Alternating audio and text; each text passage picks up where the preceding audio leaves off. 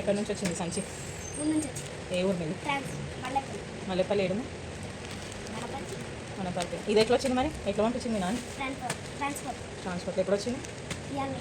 ఇవాళ. సరే ఓపెన్ చేసి చూపి మరి ఏమేమున్నాయో. సీజర్ తీసుకో, నేను ఓపెన్ చేస్తాను. పట్టుకో. హై గైస్, సో ఇది ఓపెన్ చేద్దాం ఇప్పుడు. ఏమేమి ఉన్నాయో దీంట్లో. మొత్తం అయితే ఊరి నుంచి పంపించింది, ట్రాన్స్పోర్ట్ చేసి ఇప్పుడే వచ్చింది నాకు ట్రాన్స్పోర్ట్ నుంచి.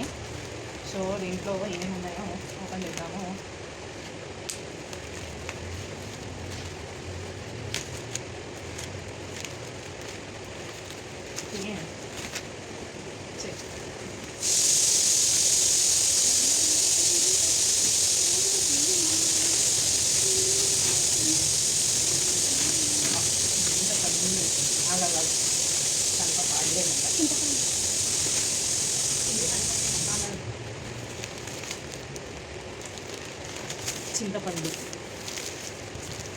చింతపండు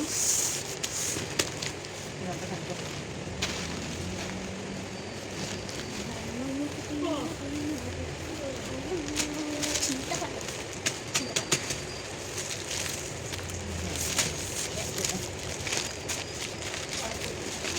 కారపొడి. ఇది కారం, కారం.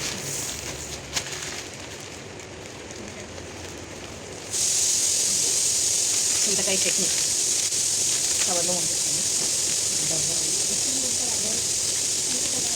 ఇది పల్లీలు. ఇది ఒక 4 kgs పైన పల్లీలు. కరివేపాకు తినవచ్చు. ఇంకేముంది? ఇదేంటి మళ్ళా?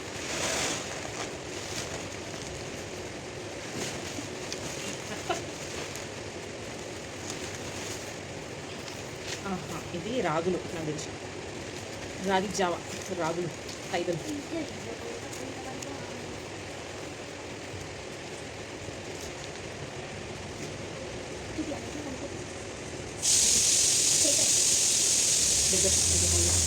కందిపప్పు. కందిపప్పు అది కంచి నిండా కందిపప్పు.